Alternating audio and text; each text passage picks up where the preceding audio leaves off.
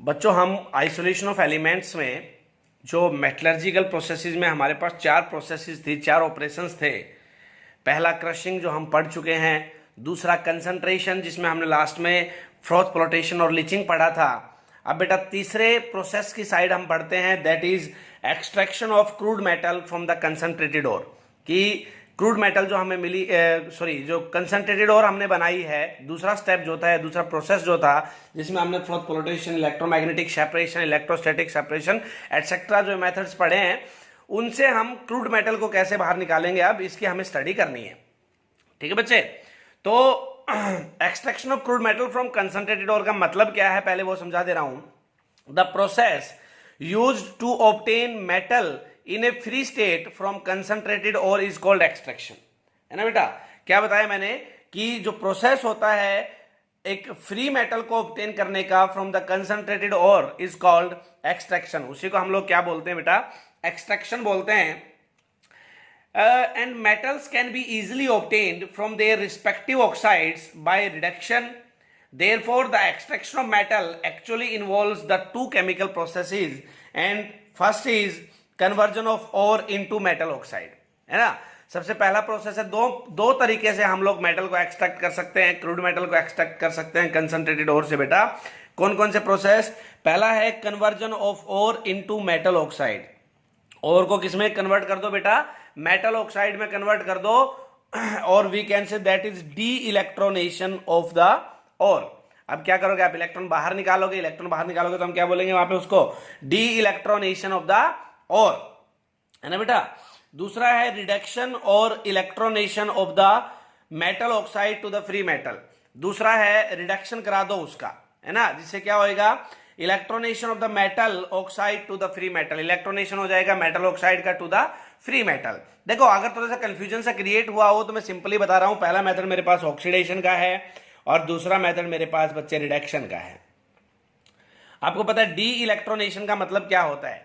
इलेक्ट्रोनेशन दो वर्ड से मिलकर बना, इलेक्ट्रॉन प्लस एडिशन, इलेक्ट्रोनेशन, है ना बेटा।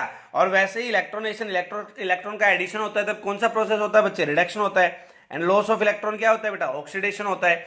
तो डी इलेक्ट्रोनेशन मेरा यहाँ पे ऑक्सीडेशन है, इलेक्ट्रोनेशन मेरा यहाँ पे रिडक्शन है। तो ये कह रहा है कि extraction of crude metal from the concentrated ore के हमारे पास दो मेथड है, पहला है डी इलेक्ट्रोनेशन और दूसरा है इलेक्ट्रोनेशन। दोनों एक एक करके पढ़ते हैं बच्चे,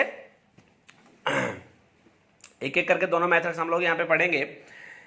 बेटा metals are usually present in ore as hydrated oxide और we can say hydroxide. Metals जो होती हैं यूजुअली प्रेजेंट होती हैं in ore as a hydrated oxide, carbonates and sulfides. Depending upon the nature of the mineral present in the ore, the following two methods are used for conversion of ore into their respective oxides. पहला method हम लोग पढ़ते हैं D इलेक्ट्रोनेशन का। D इलेक्ट्रोनेशन कराने के भी हमारे पास यहाँ पे कह रहा है दो मेथड है बेटा, one is calcination and another is roasting. Calcination और रोस्टिंग दोनों इंपॉर्टेंट है। पहले कैल्किनेशन की स्टडी करते हैं बेटा। कैल्किनेशन क्या होता है? Calcination is the process of converting an ore into its oxide. एक ओर को किसमें कन्वर्ट कर देना है बेटा? उसके ऑक्साइड में कन्वर्ट कर देना है बाय हीटिंग। क्या करके? हीट करके। Bye heating it strongly below its melting point. इसके मेल्टिंग पॉइंट से नीचे इसको स्ट्रांगली हीट करके, either in absence or limited supply of air, है ना, either in absence or limited supply of air. मतलब ओर को हम इसमें किसमें कन्वर्ट कर देंगे बेटा? उसके रेस्पेक्टिव ऑक्साइड में। ठीक है बेटा। और जो एयर रहेगी वो क्या रहेगी? एब्सेंट रहेगी। और प्रेजेंट रहेगी भी तो कितनी बच्चे? लिमिटेड सप्लाई, है ना। ये पॉइंट्स है जो आपको ध्यान रखना है, क्योंकि कैल्किनेशन और रोस्टिंग में मैं आपको एक बात बताता हूं बच्चे, डिफरेंस बोर्ड में कई बार पूछा जा चुका है, इंपॉर्टेंट है। डी इलेक्ट्रोनेशन कराने के मेरे पास दो प्रोसेस है यहाँ पे, कैल्किनेशन एंड रोस्टिंग, है ना। तो क्या हुआ बेटा? कैल्किनेशन आपको समझ आया होगा, is the process of converting an ore into its oxide. Ore को उसके ऑक्साइड में कन्वर्ट करने का प्रोसेस है by heating it strongly below its melting point, either in absence or limited supply of air. ठीक है बेटा। अब कैल्किनेशन जब हम लोग कराते हैं तो उस टाइम कौन कौन से केमिकल चेंजेस अराइज होते हैं वो मैं आपको बता देता हूं। पहला है बेटा moisture is driven out. Moisture जो होती है बाहर निकल जाती है, मॉइस्चर इज ड्राइवन आउट। ठीक है बेटा। दूसरा हमारे पास जो चेंज होता है that is volatile impurities of sulphur, arsenic and phosphorus are removed as their volatile oxide. Sulphur हो गया, आर्सेनिक हो गया, फॉस्फोरस हो गया, इस टाइप की जो इंप्योरिटीज होती हैं removed as their volatile oxide, remove हो जाती हैं, removed as their volatile oxide, removed as their volatile oxide. बच्चे, water is removed from hydrated oxide and hydroxide ores. ये कह रहा है जो आपकी हाइड्रेटेड ऑक्साइड्स होंगी या हाइड्रेटेड और होंगी, लाइक मैं आपको एक एग्जांपल दे देता हूं दैट इज Al2O3 2H2O। अब इसका अगर मैं कैलकुलेशन करा रहा हूं तो ये क्या कह रहा है कि हीट करूंगा तो ये वाटर क्या होगा बेटा, बाहर निकल जाएगा, और ये यहां पे क्या बचेगा, इसका सिर्फ रेस्पेक्टिव ऑक्साइड बचेगा। फोर्थ पॉइंट है मेरे पास यहाँ पे कैलकुलेशन में that is carbonates ore are converted into their respective oxides by loss of carbon dioxide. ये कह रहा है कि कार्बोनेट्स और जितनी भी होंगी लाइक CaCO3 है वो अपने रिस्पेक्टिव ऑक्साइड्स में कन्वर्ट हो जाएंगी। लाइक रिस्पेक्टिव ऑक्साइड क्या होगा, कैल्शियम का, कैल्शियम ऑक्साइड किसके रिमूव होने पे साथ में कौन बाहर निकलेगी, CO2 बाहर निकलेगी। और कैलकुलेशन की अगर मैं तुम्हें एक बात बता दूं, जैसे मैं मेरे दिमाग में फिट रखता हूं बेटा कैलकुलेशन और रोस्टिंग में क्या डिफरेंस है। कैलकुलेशन मेनली कार्बोनेट ओर्स के लिए किया जाता है, रोस्टिंग आपके सल्फाइड ओर्स के लिए किया जाता है ना। मैं याद कैसे रखता हूं बेटा इसको, कैलकुलेशन C से स्टार्ट होता है, C फॉर कैलकुलेशन है ना, and C for carbonate ores, C for carbonate ores. तो बेटा कार्बोनेट और जितनी भी होंगी मेरे पास उनको मुझे किस में कन्वर्ट कर देना है, उसके रिस्पेक्टिव ऑक्साइड में कन्वर्ट कर देना है। बच्चे आप लोग एक बात को हमेशा ध्यान में रखें, extraction of the crude metal का मतलब यही है कि लास्ट में आपको क्या बनाना है, उस मेटल का रिस्पेक्टिव ऑक्साइड बना के छोड़ देना है। आपकी जो क्रूड मेटल है वो बाहर निकल जाएगी, ऑक्साइड की फॉर्म में उसको छोड़ देना है। अब देखिए यहाँ पे मेरे पास कार्बोनेट की ओर थी, मैंने क्या बना दिया, उसका रिस्पेक्टिव ऑक्साइड बना दिया, बाहर क्या निकल दिया, कार्बन डाइऑक्साइड निकल दिया। ये कौन सा प्रोसेस है बच्चे, कैलकुलेशन है ना। तो नेक्स्ट पॉइंट पढ़ते हैं हम लोग कैलकुलेशन में, it makes the ore porous and hence easily workable in subsequent stages. Calculation is usually carried out in a reverberatory furnace, है ना बेटा। ये कह रहे हैं रिवर्टिबिटरी फर्नेस में, ये रिवर्टिबिटरी फर्नेस क्या होती है, नेक्स्ट वाले लेक्चर में मैं कंप्लीट रिवर्टिबिटरी फर्नेस के ऊपर ही लेक्चर दूंगा। तो वहां आपको वैसे एक नॉर्मली मैं बोल सकता हूं भट्ठी है, जैसे अपने हरियाणा में नहीं बोल देते हैं कि भट्ठी है भाई जिसमें आग लगी हुई होती है, तो फर्नेस का मतलब बेटा भट्ठी ही होता है, ठीक है ना। तो ये कह रहा है कि एक रिवर्टिबिटरी फर्नेस में कैरिड आउट की जाती है प्रोसेस। तो अभी आप इन चार मेन पॉइंट्स को ही ध्यान रखेंगे। सबसे पहले कैलकुलेशन का जो डेफिनेशन है उसको ध्यान रखेंगे। व्हाट इज कैलकुलेशन अगर पूछा जाए तो बेटा calcination is the process of converting an ore into its oxide by heating. किसको किसमें कन्वर्ट करना है बेटा, एक और को उसके ऑक्साइड में कन्वर्ट करना है by heating it strongly below its melting point either in absence or limited supply of air. ठीक है बेटा। फिर मैंने आपको 4 पॉइंट बताए, मॉइस्चर बाहर निकल जाती है, सल्फर, आर्सेनिक और फॉस्फोरस जैसी इंप्योरिटीज अपने वोलेटाइल ऑक्साइड बना के बाहर निकल जाती हैं। अगर आपके हाइड्रेटेड और है तो वाटर बाहर निकल जाएगा, कार्बोनेट को ये अपने रिस्पेक्टिव ऑक्साइड्स में कन्वर्ट कर देती है। अब बच्चे थोड़ा सा बढ़ते हैं हम लोग रोस्टिंग की साइड, कि रोस्टिंग क्या होता है ना। Roasting is the process of converting an ore into its metallic oxide by heating strongly below its melting point in excess of air। अगर आपने ध्यान दिया हो तो डिफरेंस सिर्फ इतना है कि ये एक्सेस ऑफ एयर में होती है रोस्टिंग, और ये क्या थी बेटा, एब्सेंस ऑफ एयर में होती है। दोनों का काम वही है, और को किसमें कन्वर्ट करना है, रिस्पेक्टिव ऑक्साइड में कन्वर्ट करना है बच्चे। और को किसमें कन्वर्ट करना है, कैलकुलेशन और रोस्टिंग में रिस्पेक्टिव ऑक्साइड में कन्वर्ट करना है, क्योंकि दोनों की दोनों डी इलेक्ट्रोनेशन की प्रोसेस है। और डी इलेक्ट्रोनेशन में हमारा काम ही क्या है, मैंने आपको यहां पे बताया था कि conversion of ore into metal oxide. दोनों में कन्वर्जन ऑफ ओर को मेटल ऑक्साइड में कन्वर्ट करना है, लेकिन डिफरेंस क्या है, कैलकुलेशन एब्सेंस ऑफ एयर में होती है और वीकेंड से लिमिटेड सप्लाई ऑफ एयर में होती है, जबकि रोस्टिंग क्या होती है, एक्सेस ऑफ एयर में होती है। दोनों की दोनों प्रोसेसेस को कैरिड आउट करने के लिए हमें स्ट्रांगली हीट करना पड़ता है बेटा बिलो इट्स मेल्टिंग पॉइंट, क्योंकि वो मेल्ट नहीं होनी चाहिए। इस बात का हमें ध्यान में रखना है, मेल्ट हो गई तो सारी कहानी खराब हो जाएगी बेटा, ठीक है ना।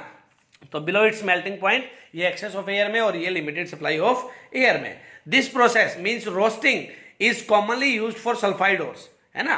ये और कौन कौन से इसमें स्टेप होते हैं उनको अभी डिस्कस करेंगे, लेकिन इंपॉर्टेंट बात जो आई वो क्या मैंने आपको पहले भी बताई थी, मैं कैसे याद रखता हूं कि ये आपकी सल्फाइड ओर्स के लिए यूज की जाती है। C for calcination and C for carbonates, ये कार्बोनेट्स और के लिए यूज की जाती है, एंड बेटा ये सल्फाइड ओर्स के लिए यूज की जाती है, आपको ध्यान में रखना है। इसमें भी पहला पॉइंट वही, moisture is removed, moisture remove की जाती है बेटा, मॉइस्चर इज रिमूव्ड बच्चे।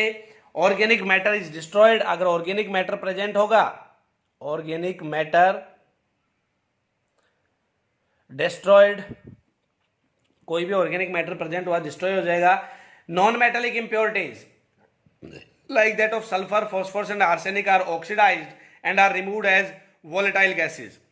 ये कह रहा है कि अगर ऐसी कोई इंप्योरिटीज होंगी लाइक सल्फर एक्सपोज, सल्फर हुई, आर्सेनिक हुई, फॉस्फोरस हुई, अगर इस टाइप की इंप्योरिटीज होंगी तो वो क्या करेंगी बेटा, एक्सेस ऑफ एयर है मतलब ऑक्सीजन के साथ रिएक्ट करेंगी और अपनी जो रिस्पेक्टिव गैसेज होंगी, लाइक अगर मैं सल्फर को ऑक्सीजन के साथ रिएक्ट कराऊंगा तो क्या बनाएगा, SO2 बनाएगा और SO2 बना के बाहर निकल जाएगा, है ना बच्चे।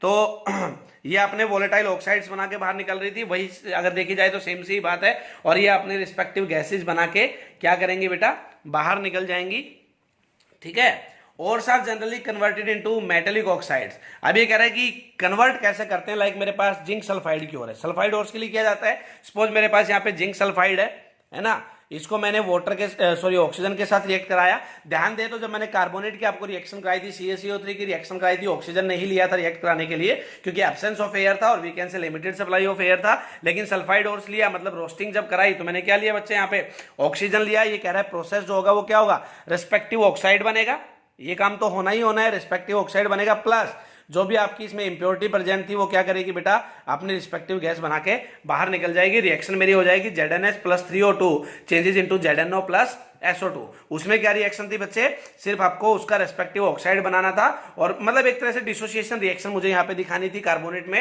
है ना।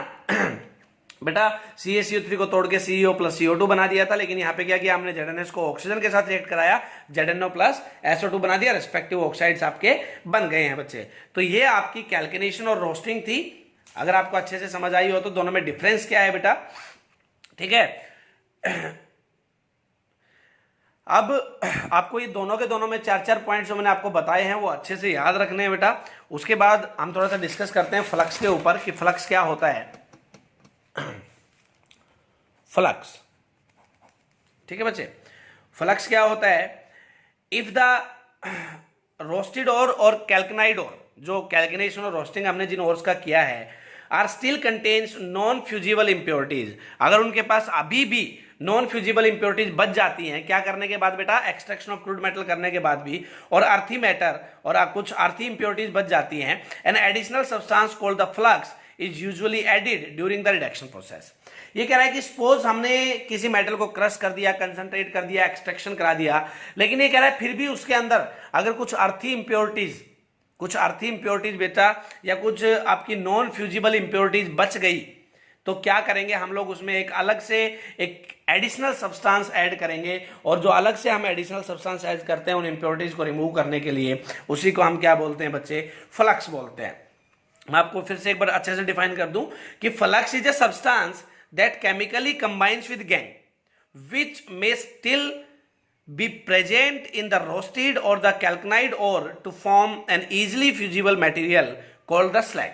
ये कह रहा है कि कैल्किनेशन और रोस्टिंग कराने के बाद भी अगर आपकी ओर में इंप्योरिटीज बच गई हैं, कुछ नॉन फ्यूजिबल इंप्योरिटीज और वी कैन से कि अर्थी इंप्योरिटीज बच गई हैं बच्चे, तो हम लोग क्या करेंगे, एक एडिशनल सब्सटेंस ऐड करेंगे, दैट इज फ्लक्स। और ये फ्लक्स क्या करेगा, मैं आपको बता देता हूं, ये फ्लक्स आपका ऐड होगा उस गैंग के साथ, मतलब उस इंप्योरिटी के साथ, और क्या बना लेगा बच्चे, स्लैग बना लेगा, slag. This is the slag is the combination of flux and gang. और स्लैग आपको जो मिलेगा यहाँ पे फ्यूजिबल मिलेगा, इजिली डिस्पोजेबल मिलेगा, इजिली हम इसको हटा सकते हैं, रिमूव कर सकते हैं, ठीक है बेटा। तो ये फ्यूजिबल मिलेगा। और यहाँ पे जो एक गैंग थी ये क्या थी, इनफ्यूजिबल या नॉन फ्यूजिबल इंप्योरिटी थी, ठीक है बेटा। तो ये मैंने आपको क्या बताया कि फ्लक्स क्या होता है, एक केमिकल सब्सटेंस ही होता है जो गैंग के साथ मिक्स करके क्या बना लेता है, फ्यूजिबल स्लैग बना लेता है। आपको ध्यान रखनी है ये बात, ठीक है बेटा। अब अगर मैं टाइप ऑफ फ्लक्स की बात करता हूं तो फ्लक्स आपका बेटा यहां पे 2 टाइप का होता है। फ्लक्स हमारे पास यहां पे 2 टाइप का है बेटा, acidic flux and basic flux. Acidic flux and basic flux बेटा, ठीक है। तो एसिडिक फ्लक्स क्या होता है, for basic impurities like lime और metallic oxide present in the ore, acidic flux like silica and borax are used. ये कह रहा है कि अगर आपकी इंप्योरिटीज बेसिक इन नेचर है, है ना। अगर आपकी इंप्योरिटीज क्या है बच्चे, बेसिक इन नेचर है, तो मैं वहां पे कौन सा फ्लक्स यूज करूंगा, एसिडिक फ्लक्स यूज करेंगे, ताकि वो एसिड बेस आपस में रिएक्ट करा के एक फ्यूजिबल स्लैग बना लें, है ना। फॉर एग्जाम्पल ये कह रहा है कि इंप्योरिटी मेरे पास लाइक CaO है, ठीक है, CaO मेरे पास इंप्योरिटी है, बेसिक इंप्योरिटी है CaO, इसको रिएक्ट कराया मैंने SiO2 के साथ। SiO2 क्या है, मेरा एसिडिक फ्लक्स है। ये मेरी इंप्योरिटी थी, मतलब ये मेरी गैंग थी, ये क्या है बेटा, मेरा फ्लक्स है, और ये क्या बना लेगा, आपको पता है, एक फ्यूजिबल स्लैग बना लेगा, that is CaSiO3। CaSiO3 CaO और SiO2 ने मिक्स करके क्या बना लिया, CaSiO3 बना लिया, this is the slag. Flux आपकी दो टाइप की बताई मैंने, acidic flux, basic flux. Acidic flux कब यूज होगा बेटा, जब आपकी कैसी इंप्योरिटीज प्रेजेंट होंगी, बेसिक इंप्योरिटीज प्रेजेंट होंगी, जैसे लाइक CaO मेरे पास यहाँ पे गैंग थी, बेसिक इन नेचर है, फ्लक्स मेरा यहाँ पे एसिडिक इन नेचर है, सिलिकॉन का ऑक्साइड एसिडिक इन नेचर है, कैल्शियम का ऑक्साइड बेसिक इन नेचर है, और इसने एक CaSiO3 बना लिया, this is the slag and fusible in nature. ठीक है बच्चे। बेसिक की अगर मैं बात करूं तो ये कब यूज होगा बेटा, फॉर एसिडिक इंप्योरिटीज, है ना। बेसिक फ्लक्स कब यूज होगा बेटा, फॉर एसिडिक इंप्योरिटीज। जब एसिडिक इंप्योरिटीज आपकी प्रेजेंट होंगी तो मैं बेसिक फ्लक्स यूज करूंगा। एक तरह से देखे जाए तो दोनों acidic flux and basic flux सिर्फ केमिकल सब्सटेंसेस है बच्चे, है ना। अगर एसिडिक इंप्योरिटीज बची है तो बेसिक सब्सटेंस डाल दो, बेसिक इंप्योरिटीज बची है तो एसिडिक सब्सटेंस डाल दो बेटा, आपस में रिएक्ट करके एक फ्यूजिबल आपका स्लैग बना लेंगे वो, ठीक है ना।